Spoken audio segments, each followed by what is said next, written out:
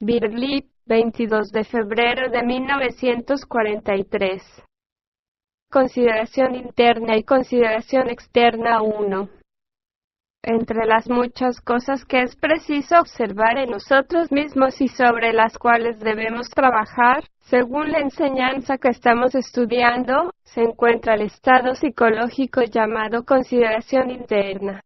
Se refiere a un proceso que extrae gran cantidad de fuerza de nosotros y, como todas las cosas que nos extraen nuestra energía inútilmente, nos mantiene dormidos. La consideración interna es un aspecto de la identificación. Como es sabido, el estudio de la identificación en todos sus diferentes aspectos es una de las formas más importantes de trabajo práctico sobre sí.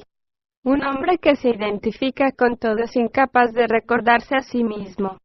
Con el fin de recordarse a sí mismo es preciso no identificarse. Pero con el fin de aprender a no identificarse, un hombre debe aprender ante todo a no identificarse consigo mismo. Una de las formas más frecuentes de consideración interna es pensar en lo que los demás piensan de nosotros, cómo nos tratan y qué actitud muestran hacia nosotros. Un hombre suele sentir que no le atribuyen bastante valor y esto lo atormenta y hace que sospeche de los otros. Ello provoca en él una enorme pérdida de energía y hasta puede desarrollar una actitud desconfiada y hostil. Una forma de identificación estrechamente relacionada con esta es la que se llama saldar cuentas. Un hombre empieza a sentir que la gente le debe algo, que merece ser tratado mejor, que merece más recompensas, más reconocimiento, y anota todo esto en un libro de cuentas psicológico, cuyas páginas da vuelta continuamente en su mente. Y dicho hombre empieza a compadecerse a tal punto de su suerte que es casi imposible hablarle de cosa alguna, sin que se refiera inmediatamente a sus sufrimientos. Todas las cuentas de este género, todos los sentimientos que se refieren a lo que nos debe la gente y a que no debemos nada, tienen inmensas consecuencias psicológicas para el desarrollo interior del hombre. En el trabajo, un hombre solo puede crecer mediante el perdón a los otros. Es decir, a no ser que salde sus deudas, nada puede crecer en el hombre. Lo dice la oración del Señor. Perdónanos nuestras deudas como nosotros perdonamos a nuestros deudores. El sentimiento de que a uno le deben, el sentimiento de las deudas, pone fin a todo. Es soportarse a sí mismo y soportar a la otra persona. Este es el significado interior de la observación de Cristo que se refiere a hacer las paces con nuestros enemigos. Dice: ponte de acuerdo con tu adversario pronto, en tanto que estás con él en el camino, no sea que el adversario te entregue al juez, y el juez al alguacil, y seas echado en la cárcel. De cierto te digo que no saldrás de allí, hasta que pagues el último cuadrante. Mateo capítulo 5, versículos 25 y 26. Si se exige psicológicamente cada libra de carne o cada céntimo del hombre que le debe algo a uno, es decir, si se obliga a todos a pedir disculpas, a dar cumplida satisfacción y a humillarse, entonces se estará bajo la exigente ley a la que Cristo advierte que es preciso escapar. Es ponerse uno mismo en la cárcel, es decir, bajo leyes innecesarias, y no se saldrá de ella mientras no se paguen todas las propias culpas. Pero hay una ley de misericordia, es decir, una influencia más alta que la ley literal de ojo por ojo, que es la ley del hombre violento. Este es un ejemplo de ponerse a sí mismo bajo nuevas influencias. Si se desea ponerse bajo las mejores influencias que provienen del rayo de creación, es preciso comportarse de un modo diferente, tomar todo de un modo diferente, esto es, trabajar. Es preciso ponerse primero bajo las influencias del trabajo y tratar de obedecerlas. Significa ello que se debe prestar atención al trabajo y hacerlo. En el trabajo no se alientan ni las emociones negativas, ni la consideración interior, ni el hacer cuentas, ni los sentimientos de violencia, ni la envidia, etc. Ahora bien, si se hacen cuentas interiores, siempre se sentirá que alguien nos debe algo. Reflexionemos sobre lo que esto significa. Y entonces, tratemos de observar lo que significa nosotros mismos y finalmente intentemos hacer lo que dice el trabajo, esto es, separarse. Y no vayan a creer que es fácil. El trabajo quiere decir trabajo duro sobre sí. Es preciso recordar que este trabajo está destinado a aquellos que verdaderamente quieren trabajar y cambiar. No está destinado a quienes quieren cambiar el mundo. Describiremos ahora más extensamente una forma de consideración interna, pero es preciso comprender que esta forma se debe observar en sí mismo. Nadie puede trabajar sobre sí sin observar lo que el trabajo le dice de observar en sí mismo y sin ver la cosa sobre la cual es preciso trabajar. Debe ser capaz de percibir su estado interior en un momento dado como algo distinto de su cuerpo físico exterior y de lo que está haciendo. Una vez que una persona es capaz de distinguir entre su apariencia física y sus estados interiores, puede comenzar a trabajar. Verá que tiene un cuerpo que obedece órdenes y una psicología. El trabajo se ocupa de lo que una persona es psicológicamente. Hoy nos referiremos al aspecto del hombre llamado en el trabajo cantar su canción. Este es un cantar psicológico, no físico. Se basa en la consideración interior, hacer las cuentas interiores, es decir, sintiendo que se le debe ir registrando esto en la memoria. A este respecto, todos tienen una canción que cantar. Si se quiere conocer realmente qué clase de cuentas interiores se han hecho a lo largo de la vida, se empieza por observar la típica canción.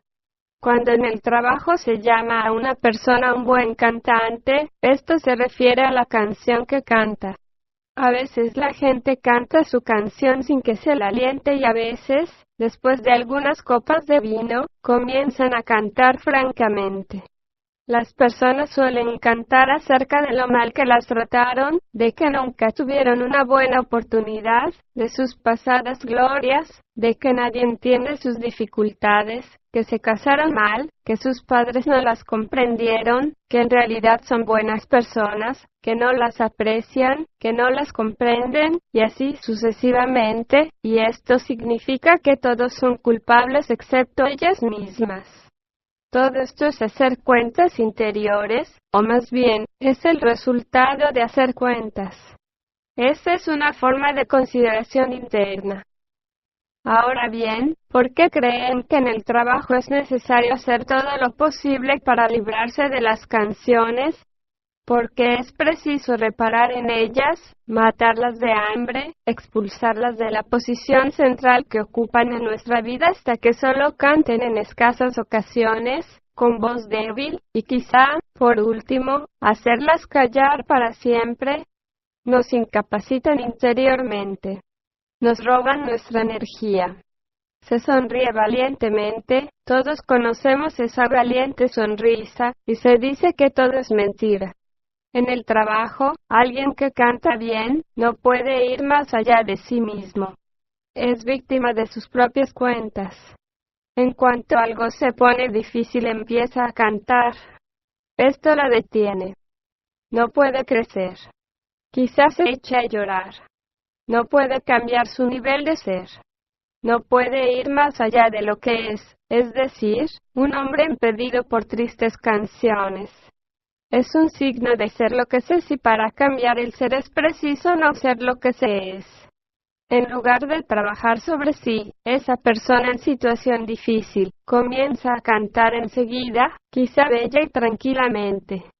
Si la critican o le hablan con dureza, se compadece a sí misma o se deja llevar por la ira y siente que no la comprenden. Y entonces comienza a cantar, ya sea suavemente para sí o para los otros, en especial para la gente que le presta atención. Muy a menudo, una persona traga amistad con otra solo porque le es fácil cantarle su canción, y si la otra persona le pide de pronto que se calle, se ofende tan profundamente que corre en busca de un nuevo amigo, una persona que lo comprenderá verdaderamente, tal como suele repetirse, como si alguien pudiera comprender a otra persona con tanta facilidad. Si tan solo, dicen. Para comprender a otra persona, es preciso primero comprenderse a sí mismo, y esto solo se logra parcialmente, después de un arduo trabajo sobre sí y de tener vislumbre de lo que uno es realmente. Por cierto, un buen cantante no se comprende a sí mismo. Prefiere cantar la canción de no ser comprendido y soñar así con un mundo maravilloso, donde todas las cosas estén arregladas de tal modo que él es la figura central. Y esta actitud y estos sueños crean debilidad y, de hecho, una verdadera enfermedad psicológica, y a veces un hombre debe pagar sus consecuencias durante toda la vida. Por así decirlo, permitió que la vida lo venciera. Pero es preciso comprender que esto no se aplica únicamente a gente que no hace esfuerzo alguno, a gente que no se ha adaptado.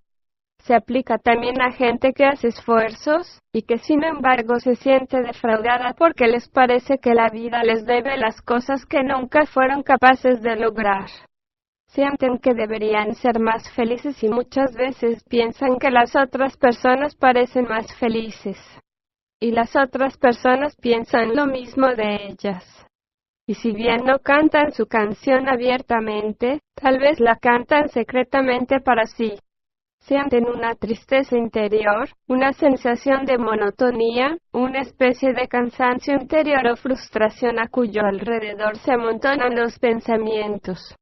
Hablaré esta noche de las canciones interiores secretas, porque también ellas no cierran el camino, y muy a menudo no son observadas, aunque durante todo ese tiempo nos carcomen secretamente la vida.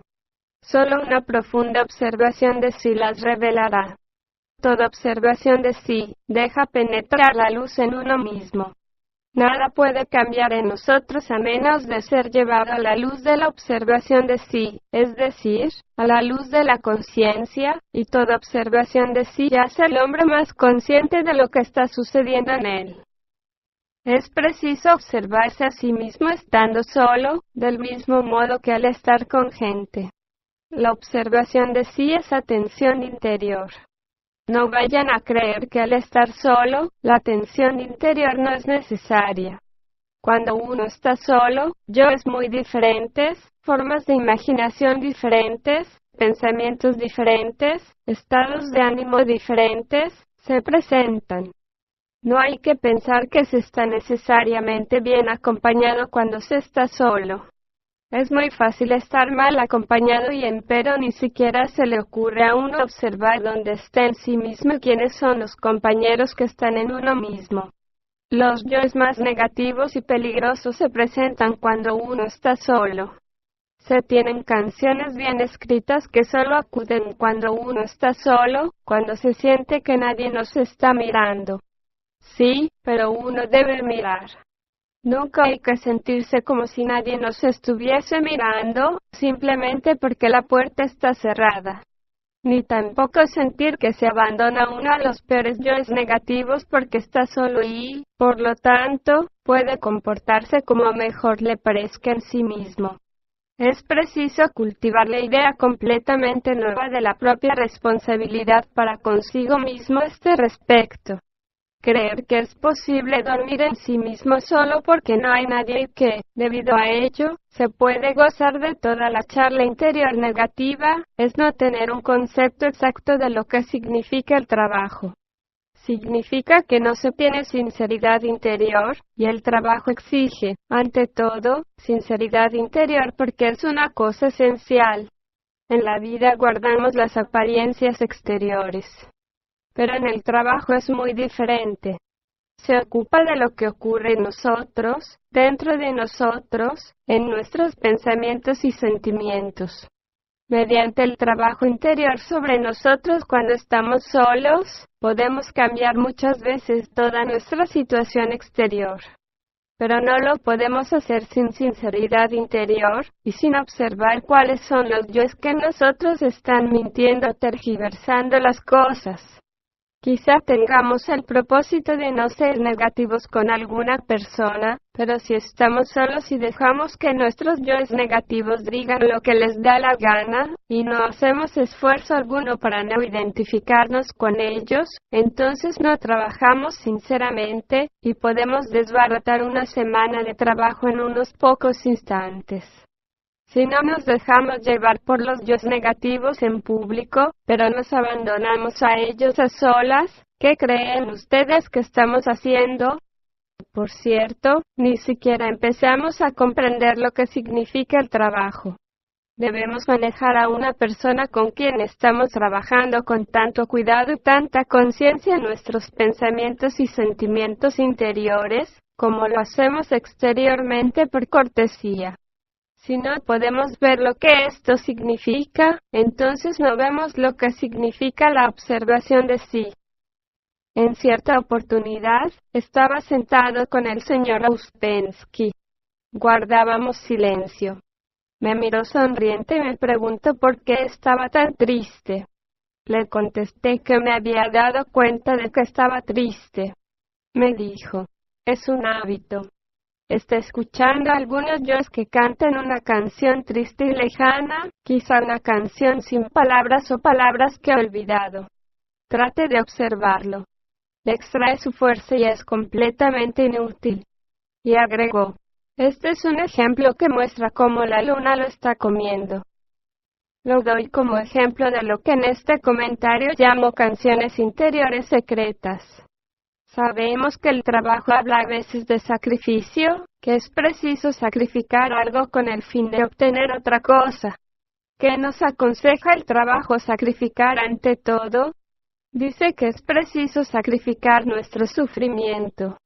Muchas veces expresamos nuestro sufrimiento en canciones, articuladas e inarticuladas. Les llamo la atención aquí, sobre las canciones interiores inarticuladas que es preciso observar y que nos hacen perder fácilmente nuestra fuerza, sin que nos demos cuenta de lo que está sucediendo.